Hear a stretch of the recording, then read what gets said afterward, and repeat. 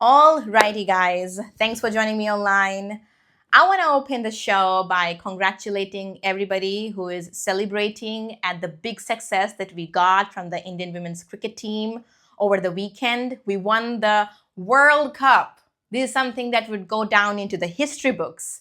And I watched an interview, just like many of you, and it was truly moving. Huge support and huge respect to the team who brought the moment home and the World Cup, of course. So, for the talking points of today's show, I want to discuss a person called Zohran Mamdani.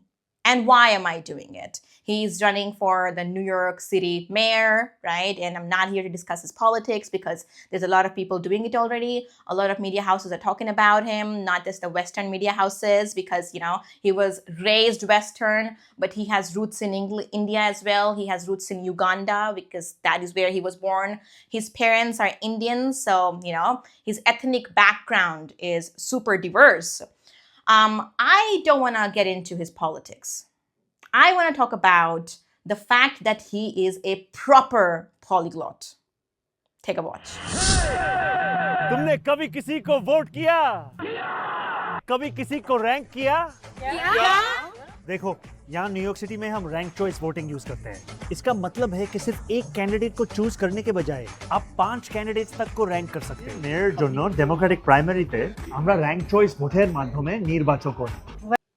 Here he is seen speaking in Hindi, but that just amazed me. I watched this video and then I got to know that he's made similar videos, almost talking about the same thing, the procedure and, appealing to the people. That's like a campaign style video in many other languages.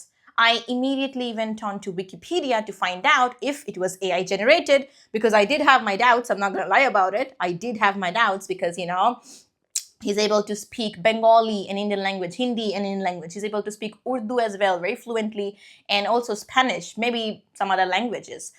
But Wikipedia also says that he's able to speak 3 to 4 languages very fluently. I do not have any credible data that supports the fact that these videos are not AI dubbed or generated. But I guess this is not done by AI, and Zohran Mamdani can actually speak these languages. And honestly, putting everything aside, the fact that he is running for an elected office, it's got very little to do with me at this point because it is a completely foreign affair. But because I stumbled upon one of his videos where he was talking to the people, the voters, and explaining stuff in so many different languages, it definitely caught my attention. And I guess people on both sides, the left and the right, would acknowledge that if he's able to speak so many languages, then it is a great thing and that he is a proper polyglot. So to turn my attention to the key discussion of today's episode, I want to talk about culture a little bit. And in the age of globalization, we are no more part of any one culture, right? We don't belong to any one singular culture. In fact, we are constantly becoming part of a global culture. And there is a mix-up that's been happening for quite some time. We're becoming part of other people's cultures. In a way, they're becoming part of our culture, and it is mutually reinforcing. It is constantly happening. But what is also constantly happening? Cancellations.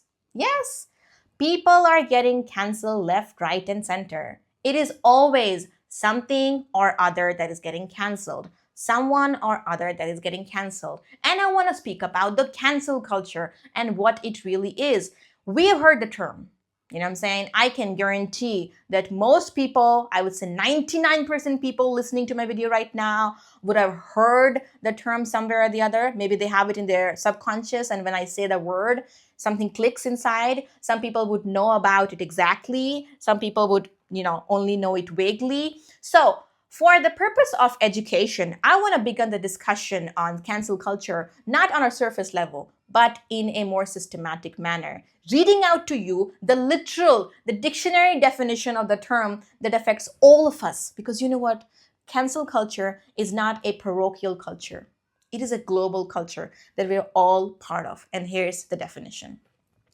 The Cambridge Dictionary defines the term as a way of behaving in a society or group, especially on social media, in which it is common to completely reject and stop supporting someone because they have said or done something that offends you. Now, this is the literal definition. This doesn't sound like something that has existed for, generations, like this exact modality of cancellation. Yes, cancellation has existed in our time, in the previous generations as well. But this particular modality of canceling people, of ousting people from the society, not wanting to hang out with them, not wanting to give them jobs, asking them to leave, and also going down to burning their houses if they behave in a way that we do not agree with. This particular kind of cancellation is definitely unique to our generation, and it is part of the discussion that we should be having on a regular basis because it does affect all of us. Cancel culture, in my opinion, is not just a form of social ostracization, which would mean like you corner somebody from the mainstream society. You ask somebody to, leave social spaces. You wouldn't want to talk to them. You wouldn't want to be friends with them. It is not just that, but it is almost a social verdict. It is not a legal ban. It is not a legal ban on someone's behavior or speech or rhetoric, but it is a social ban on their behavior, rhetoric, or speech. And I'm not sure which one is worse because it depends on the case. It truly does depend on the case. And even though cancel culture in its moderate form is effective, it is a way of calling people out. It is also called the call out culture, which we shouldn't be against of because people really need to speak the truth. And even if the truth is bitter, if somebody does something really evil or has really evil thoughts, they need to be called out because people have the right to talk about things on both sides. But the problem is that it is used as a power tool by people who have power, of course. You know what I'm saying? So, for example, if somebody says something, let's say A says something that group B disagrees with, and group B is a very powerful, socially acclaimed, influential social group, then they would have A cancelled from the rest of the society because of the power of social media. And on social media how things are. Things can get real ugly real quick. And that is the thing that I disagree with. That is the thing that the cancel culture should not be embracing because it becomes a power tool. You know what I'm saying? Obviously, it takes away from fruitful discussions. If somebody is being canceled for something, they should have the opportunity to go onto platforms to talk about their exact viewpoint. And I remember some years back, J.K. Rowling was being canceled for saying something about a particular community. The Me Too movement was a big cancel culture movement that generated from this culture. And yes, the Me Too movement, I would say, is one of the things that could only happen in today's generation under the cancel culture. And it was great to a great extent. But then again, when we look at the flip side, the power game, socially powerful or financially powerful and influential groups, they would want to establish a narrative. And if somebody disagrees with that narrative, they get them canceled. And the problem with cancellation is that people don't really get to apologize. People don't get to, come back. It is also called a no second chances culture, which is definitely not the right way of doing it. Social ostracization, I wouldn't say nobody deserves it. And if you watched the series Wednesday, it really makes me giggle.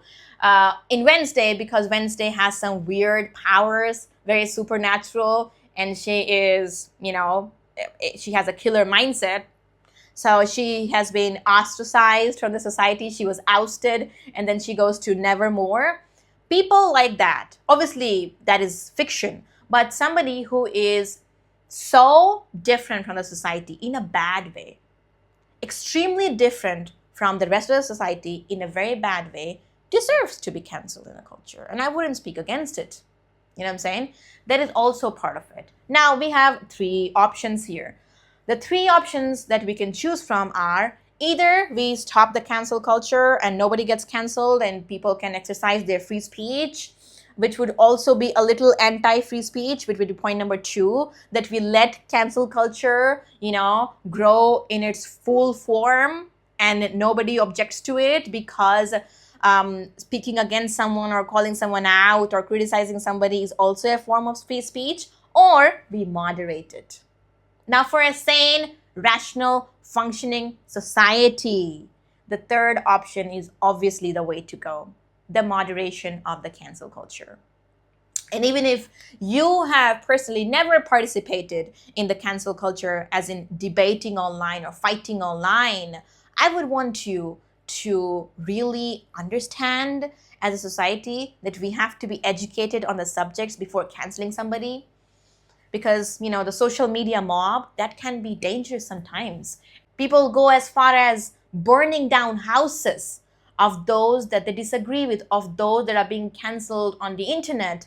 And there has been research and studies that people across the globe don't exactly understand what this culture is. They don't even know the full extent of the matter.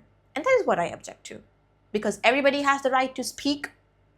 And if somebody has truly evil thoughts, obviously the law is going to take care of it. But people, they also have the right to take, some power into their hands. And we have the right to speak about things that we think are wrong and call out people for their evilness. But there has to be lines, right? There has to be some red lines drawn that we shouldn't cross. As people who use the social media, as people who are aware of things that are happening around the world, and if we work on the education part a little bit more, knowing the full case, hearing both sides. In most cases, speaking from personal experience, in most cases, you'd realize that there are valid points on both sides. I'm not saying in all cases, once again, in most cases. That is what I appeal, and I'm speaking from personal experience. And also, this is a way of reminding myself, because I don't want to fall into the thing that would go to hurt somebody that did not deserve it.